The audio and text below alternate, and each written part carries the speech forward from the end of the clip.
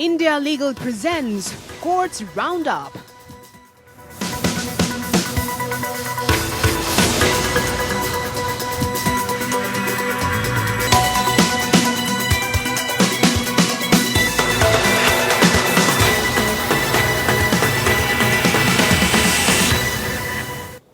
नमस्कार, court roundup में स्वागत है आपका और मैं हूं आपके साथ नेहा दुबे। इस बुलेटिन में अगले आधे घंटे हम आपको कोर्ट से जुड़ी तमाम छोटी बड़ी खबरों से करवाएंगे रूबरू।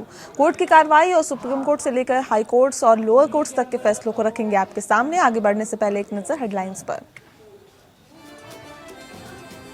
टूलकिट केस में आरोपी शांतनु मुलुक को पटियाला हाउस कोर्ट से मिली राहत। कोर्ट ने 9 मार्च तक बढ़ाई अग्रिम जमानत की अवधि। इस दौरान पुलिस नहीं कर पाई शांतनु को गिरफ्तार। मेडिकल काउंसिल रेगुलेशन उल्लंघन केस में उन्नाव की सरस्वती मेडिकल कॉलेज पर सुप्रीम कोर्ट ने लगाया 5 करोड़ का जुर्माना। 132 छात्रों को डिग्री लेने के बाद 2 साल तक करनी होगी सामुदायिक सेवा। सुप्रीम कोर्ट ने कहा कि सरकारी कर्मचारी वेतन और पेंशन पाने के हैं हकदार। भुगतान में देरी होने पर देना होगा उचित ब्याज। समलैंगिक विवाह पर दिल्ली हाई कोर्ट में केंद्र ने कहा समलैंगिक विवाह को कानूनी मान्यता नहीं, समलैंगिक विवाह मौलिक अधिकार नहीं।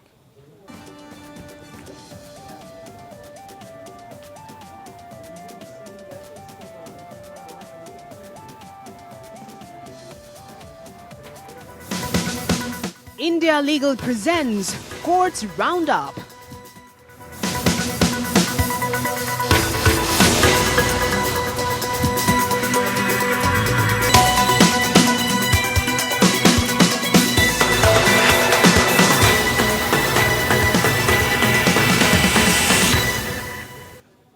दिल्ली पुलिस ने गुरुवार को किसानों के विरोध प्रदर्शन के सिलसिले में दिल्ली पुलिस द्वारा दर्ज टूल किट एफआईआर में शांतनु मुलुक को दी गई गिरफ्तारी से अंतरिम सुरक्षा बढ़ा दी है।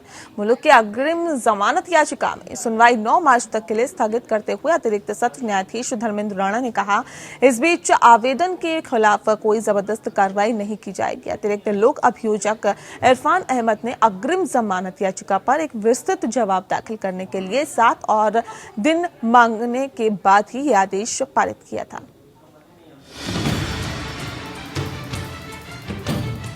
पटियाला हाउस कोर्ट ने गुरुवार को 3 कृषि कानूनों को लेकर किसानों के विरोध प्रदर्शन के समर्थन में सोशल मीडिया पर शेयर की गई टूल किट मामले में शांतनु मुलुक द्वारा दायर अग्रिम जमानत याचिका पर सुनवाई स्थगित कर दी। हालांकि अदालत ने शांतनु की ओर से पेश हुए वकील द्वारा प्रस्तुत किए गए तर्कों पर मुलुक को अंतरिम संरक्षण प्रदान किया।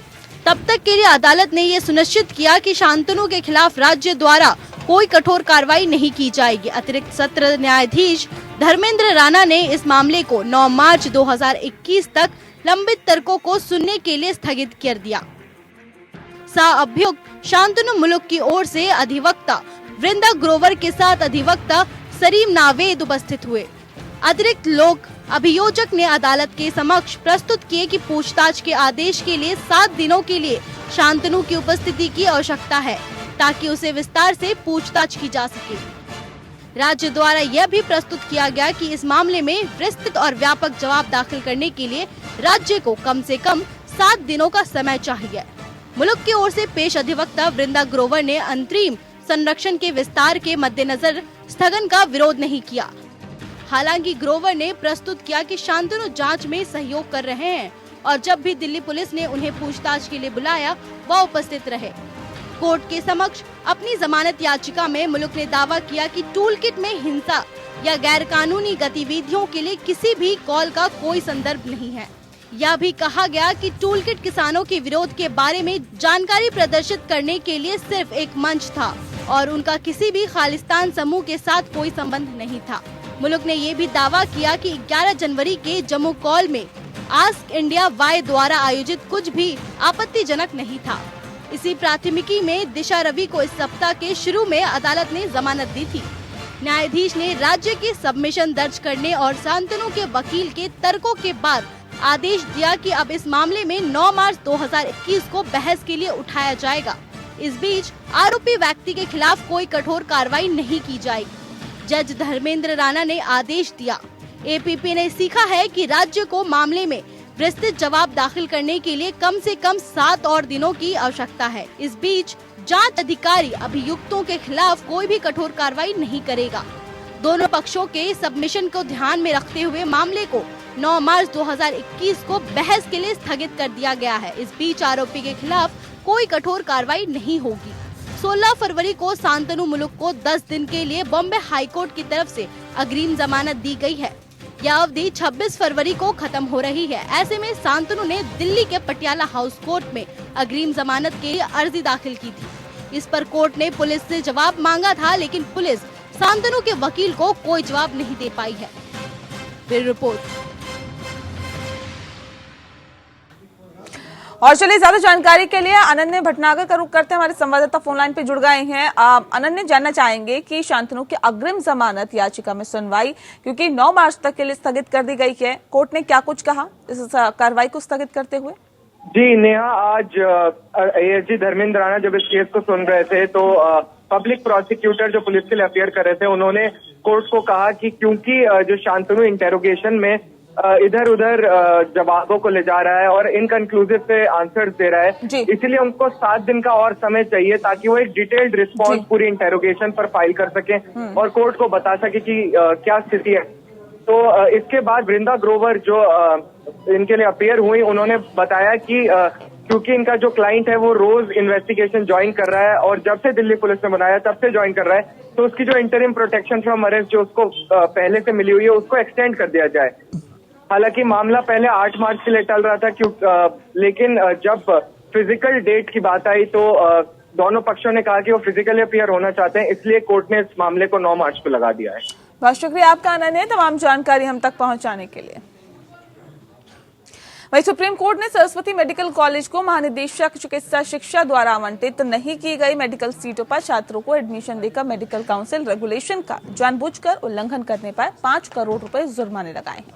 दरअसल कॉलेज को ये जुर्माना सुप्रीम कोर्ट की रजिस्ट्री में जमा करने का निर्देश दिया गया है। कोर्ट ने राष्ट्रीय चिकित्सा आयोग या नेशनल मेडिकल कमीशन को एक ट्रस्ट का गठन करने का भी निर्देश दिया। सुप्रीम कोर्ट ने उन्नाव के सरस्वती मेडिकल कॉलेज पर सख्त फैसला सुनाया। सुप्रीम कोर्ट ने नियमों का उल्लंघन कर 132 छात्रों को एमबीबीएस में प्रवेश देने वाले उन्नाव के सरस्वती मेडिकल कॉलेज पर 5 करोड़ रुपए का जुर्माना लगाया है। कोर्ट ने कॉलेज को 8 सप्ताह के भीतर ये रकम सुप्रीम कोर्ट रजिस्ट्री में जमा कराने का आदेश दिया है। साथ ही साफ किया कि कॉलेज जुर्माने की ये रकम छात्रों से नहीं वसूलेगा। इस रकम के प्रबंधन के लिए नेशनल मेडिकल कमीशन को एक ट्रस्ट गठित करने का आदेश भी दिया गया है। इस ट्रस्ट में उत्तर प्रदेश के अकाउंटेंट जनरल, जाने माने शिक्षाविद और प्रदेश सरकार के प्रतिनिधि शामिल होंगे। कोर्ट ने भारतीय चिकित्सा परिषद या एमसीआई के नियमों के खिलाफ एमबीबीएस में प्रवेश पाने वाले इन छात्रों को पढ़ाई करने की पूरी इजाजत तो दे दी है, लेकिन ये भी कहा कि डिग्री लेने के बाद इन्हें 2 साल तक सामुदायिक सेवा यानी कम्युनिटी सर्विस करनी होगी। न्यायमूर्ति एम नागेश्वर राव और एस रविंद्र भट्ट की पीठ ने कॉलेज और छात्रों की याचिका का निपटारा करते हुए ये अहम फैसला सुनाया है। इस मामले में कॉलेज और छात्र दोनों ही नियम विरुद्ध भर्ती किए गए।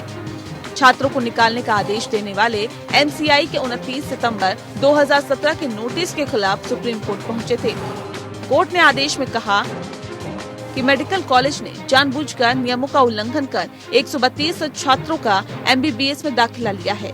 इसके बाद जब एमसीआई ने इन छात्रों को निकालने का नोटिस भेजा तो भी छात्रों को नहीं निकाला गया और उन्हें पढ़ाई जारी रखने दी गई। कोर्ट ने ये भी कहा कि प्रवेश लेने वाले छात्रों को भी पूरी तरह निर्दोष नहीं माना जा सकता, क्योंकि छात्रों को मालूम था कि चिकित्सा शिक्षा महानिदेशक ने प्रवेश के लिए उनके नामों की संस्तुति नहीं की थी। ये भी माना जा सकता है कि छात्र और उनके माता पिता इस बात से अनभिज्ञ थे कि उनका दाखिला नियमों का उल्लंघन कर हुआ है। कोर्ट ने विश्वविद्यालय को दूसरे वर्ष की पढ़ाई पूरी करने वाले इन छात्रों की परीक्षा कराने और रिजल्ट घोषित करने का आदेश दिया है। कोर्ट ने साफ किया है कि यह आदेश सिर्फ इन छात्रों के 3 साल बर्बाद होने से बचाने के लिए मौजूदा मामले की परिस्थितियों और तथ्यों को देखते हुए दिया गया है। इस मामले को भविष्य के लिए नजीर नहीं माना जाएगा। ट्रस्ट कॉलेज द्वारा जमा कराई गई 5 करोड़ की रकम उत्तर प्रदेश में मेडिकल में प्रवेश पाने वाले जरूरतमंद छात्रों पर खर्च करेगा। कोर्ट ने नेशनल मेडिकल कमीशन को ट्रस्ट डीड की प्रति के साथ 12 सप्ताह में आदेश पर अनुपालन की रिपोर्ट दाखिल करने को कहा है। Bureau report. वहीं सुप्रीम कोर्ट ने कहा है कि स्वतंत्रता सैनिक सम्मान पेंशन योजना के तहत पेंशन आवश्यक प्रमाण से ही प्राप्त की जा सकती है, किसी अन्य तरीके से नहीं। मामला स्वतंत्रता सैनिक का अलागम पेरुमल कोन को स्वतंत्रता सेनानी पेंशन देने का आदेश से जुड़ा है, दरअसल जिसे मद्रास हाईकोर्ट ने दिया था। शीर्ष अदालत ने पाया कि उच्च न्यायालय ने नोटिस जारी किए बिना ही याचिका का निपटारा कर दिया, जो कि सही नहीं है।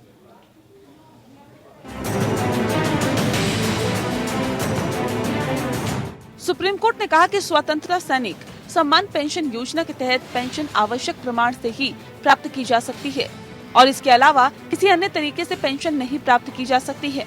जस्टिस अशोक भूषण और जस्टिस आर सुभाष रेड्डी की बेंच ने मद्रास उच्च न्यायालय के उस आदेश को अलग रखा जिसमें स्वतंत्रता सैनिक सम्मान पेंशन योजना के तहत ए अलागम पेरुमल कौन को स्वतंत्रता सेनानी पेंशन देने का आदेश दिया गया था। पेरुमल ने 10 अप्रैल 1997 को स्वतंत्रता सेनानी सम्मान पेंशन योजना के तहत पेंशन देने के लिए आवेदन दिया था, जिसे वर्ष 2004 में प्राधिकरण ने खारिज कर दिया था। इसके बाद 29 अगस्त 2017 को उसने फिर से स्वतंत्रता सैनिक सम्मान पेंशन योजना के तहत पेंशन देने के लिए आवेदन भेजा, जिसमें कहा गया था कि वह भारत छोड़ो आंदोलन के दौरान तक 6 महीने से ज्यादा समय तक जेल में रहा था। जब ये आंदोलन लंबित था, उसने उसी समय मद्रास उच्च न्यायालय का भी रुख किया। उच्च न्यायालय ने ये प्रमाणित करते हुए कहा कि एक अनुमोदित प्रमाणकर्ता द्वारा जारी किया गया प्रमाण पत्र पेंशन पाने के लिए पर्याप्त है।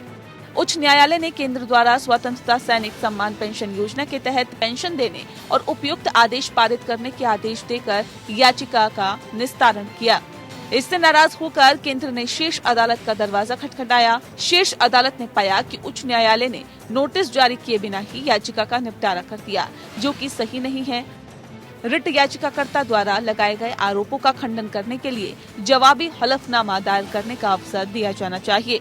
अपील की अनुमति देते हुए कोर्ट ने कहा कि ये सच हो सकता है कि पहले उत्तरदाता को राज्य द्वारा प्रस्तुत योजना के तहत पेंशन मिल रही हो, लेकिन इसके साथ ही 1980 के स्वतंत्रता सैनिक सम्मान पेंशन योजना के तहत पेंशन का दावा करने के लिए पहले आवश्यक सबूत प्रस्तुत करना होगा। जब किसी विशेष योजना के तहत दावा किया जाता है, जब तक कि कोई पेंशन के लिए पात्रता मानदंड को पूरा नहीं करता है, जैसा कि योजना में उल्लेख किया गया है, तो कोई भी आवेदक ऐसे पेंशन का दावा नहीं कर सकता है।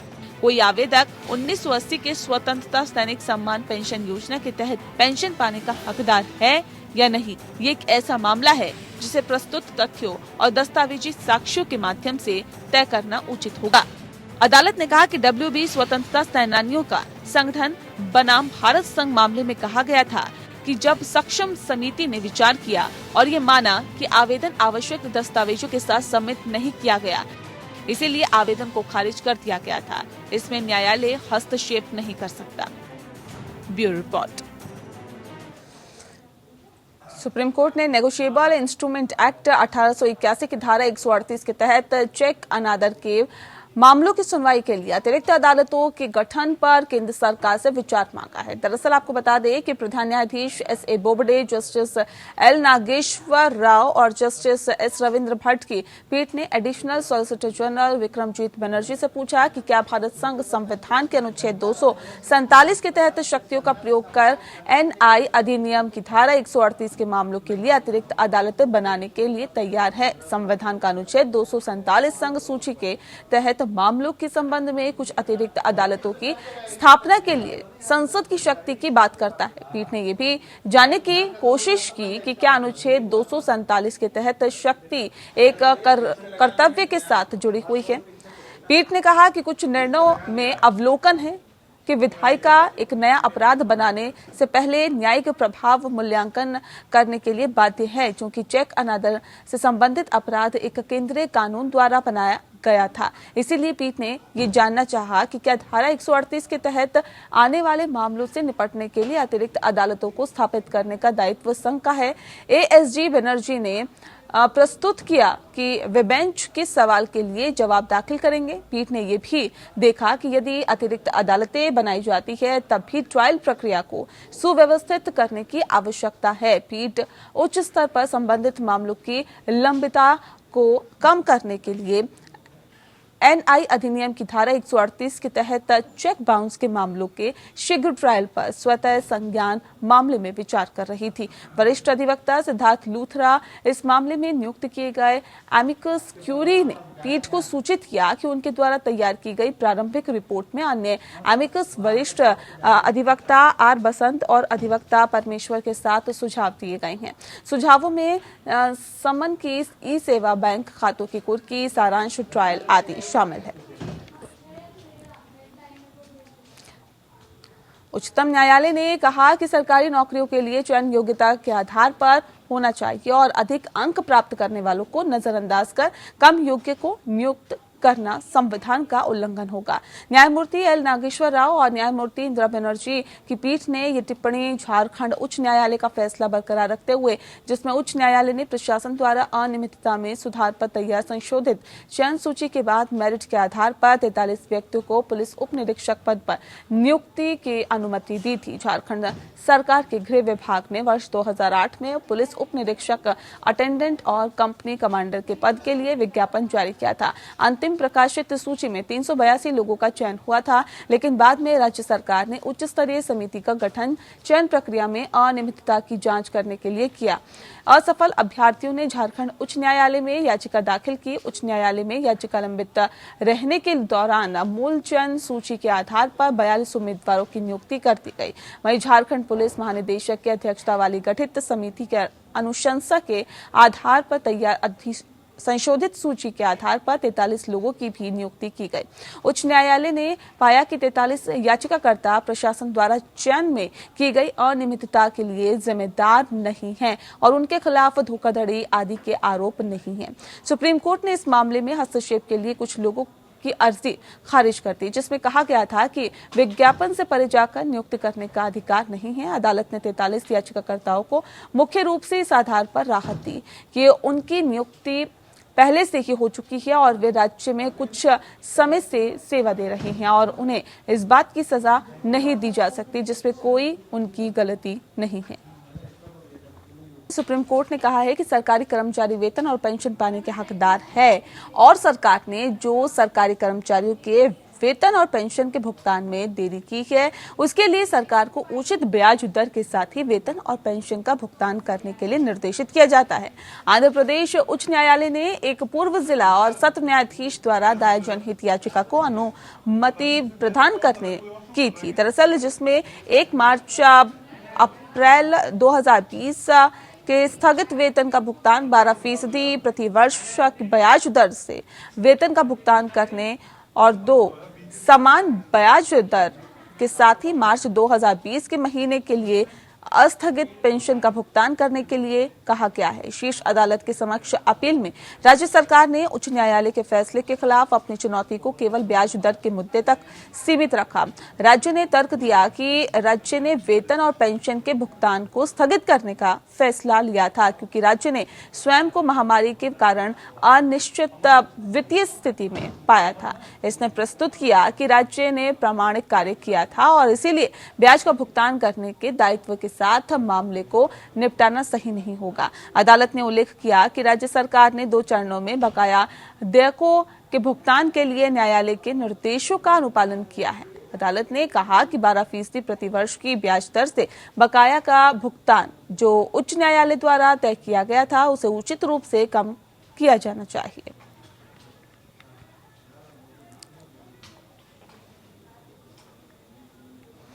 सुप्रीम कोर्ट ने SCBA उप नियमों के संदर्भ में शारीरिक रूप से गुप्त मतदान के माध्यम से आगामी चुनाव कराने के निर्देश देने के लिए सुप्रीम कोर्ट बार एसोसिएशन की चुनाव समिति को निर्देश देने के लिए दायर याचिका को वापस लेने के कारण खारिज कर दिया है। सुनवाई के दौरान न्यायमूर्ति RF नरीमन, न्यायमूर्ति BR गवाई की पीठ ने याचिकाकर्ता वकील प्रदीप कुमार यादव से सवाल किया कि वर्तमान मामला भारत के संविधान के अनुच्छेद 32 के तहत कैसे सुनवाई योग्य है। इसके जवाब में एडवोकेट प्रदीप यादव ने 1995 के सुप्रीम कोर्ट के संविधान के फैसले का हवाला दिया। बेंच ने तब वकील से केस का ब्यौरा देने के लिए कहा।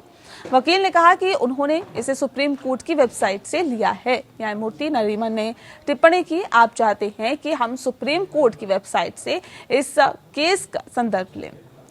पीठ ने कहा कि एससीबीए एक संगठन है जो उप नियमों द्वारा शासित है और मतदाता होने के नाते याचिकाकर्ता के पास कोई मौलिक अधिकार नहीं है। न्यायालय ने याचिकाकर्ता को उप नियमों के खंड 17 को भी इंगित किया और कहा कि याचिकाकर्ता को चुनाव समिति से संपर्क करना चाहिए। सुप्रीम कोर्ट बार एसोसिएशन की चुनाव समिति को सुप्रीम कोर्ट बार एसोसिएशन उप नियमों के संदर्भ में शारीरिक रूप से गुप्त मतदान के माध्यम से आगामी चुनाव कराने के निर्देश के लिए सुप्रीम कोर्ट के समक्ष एक याचिका दायर की गई थी।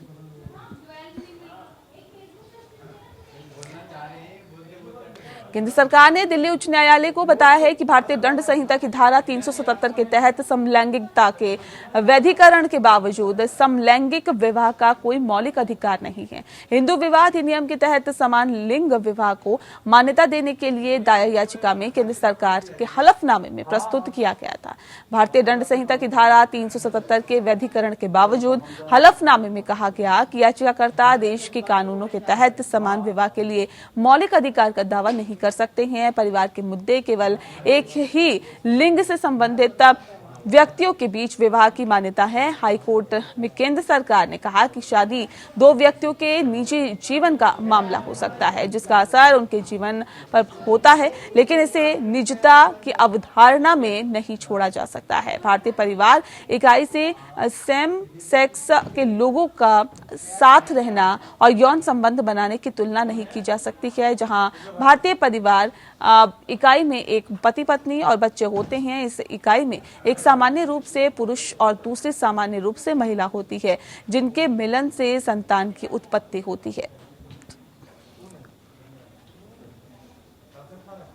बॉम्बे हाईकोर्ट ने कहा कि भ्रष्टाचार निरोधक अधिनियम के तहत किसी व्यक्ति के खिलाफ मुकदमा चलाने की अनुमति या मंजूरी देने के आदेश में ये दिखाई देना चाहिए कि मंजूरी देने वाले प्राधिकरण ने अपनी समझदारी से आदेश पारित किया है, लेकिन इसे देखने पर पता चलता है कि आदेश यांत्रिक तौर पर पारित किया गया है। न्यायमूर्ति एसके शिंदे की एकल पीठ ने कहा कि आमतौर पर मंजूरी देने वाला प्राधिकरण निर्णय लेने में सबसे सही व्यक्ति है जो उसके सामने रखी गई जांच रिपोर्ट के आधार पर क्या सरकारी कर्मचारी पर भ्रष्टाचार निरोधक अधिनियम के तहत मुकदमा चलाया जाना चाहिए या नहीं। ये लोक सेवक को तुच्छ मुकदमों के खिलाफ एक सुरक्षा प्रदान करता है। न्यायालय भ्रष्टाचार निवारण अधिनियम 1988 की धारा 19(3) की जांच कर रहा था। न्यायमूर्ति शिंदे ने पुणे में महाराष्ट्र में टाउन प्लानिंग अथॉरिटी के एक वरिष्ठ क्लर्क को बरी कर दिया और ऐसे में जिसे 1500 रुपए की रिश्वत लेने के लिए दोषी ठहराया गया था। 2004 में क्लर्क को दोषी ठहराया गया था और 2 साल के सख्त कारावास की सजा सुनाई गई थी। एक पूर्व कर्मचारी के वेतन बिलों को राजकोष ट्रेजरी में जमा करने के लिए रिश्वत लेने पर उसे कथित तौर पर रंगे हाथों पकड़ा गया था। क्लर्क आनंद साल्वी ने उच्च न्यायालय से इस आधार पर सजा के खिलाफ अपील की कि टाउन प्लानिंग डायरेक्ट महाराष्ट्र राज्य द्वारा उनके खिलाफ मुकदमा चलाने की मंजूरी अमान्य है। उन्होंने कार्रवाई के दौरान निदेशक की गवाही पर बहुत भरोसा किया और दूसरे और अभियोजन पक्ष ने कहा कि न्याय की कोई विफलता नहीं है और इसीलिए मुकदमा चलाने की मंजूरी एक वैध मंजूरी थी। न्यायमूर्ति एसके शिंदे ने देखा कि साल्वी के मामले में प्राधिकरण ने स्पष्ट रूप से क्लेरिकल गलतियों को बाहर करने और बाहर लाने के मसौदे के आदेश पर अपना हस्ताक्षर किया है। निदेशक के जिरहा क्रॉस एग्जामिनेशन से पता चला है कि उन्हें याद भी नहीं है कि क्या उन्होंने जांच पत्रों का दुरुपयोग किया था।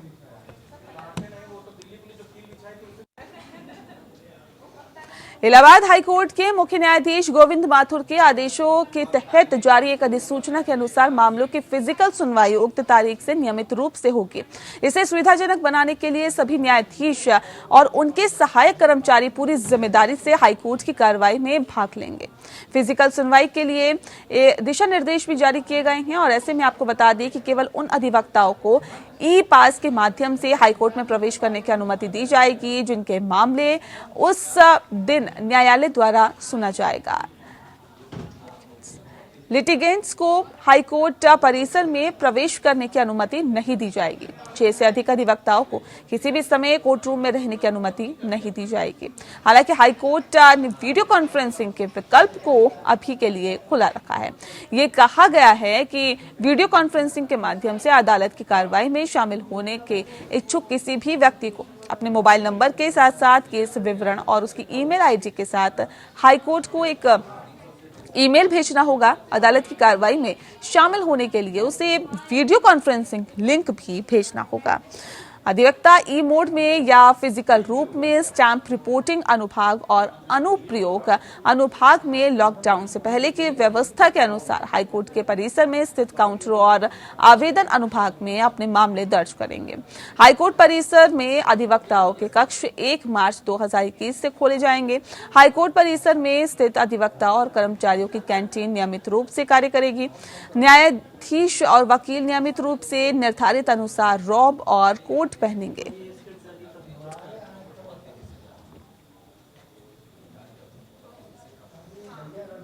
और चलिए इसी के साथ फिलहाल इस बुलेटिन में इतना ही। नमस्कार। India Legal presents Courts Roundup.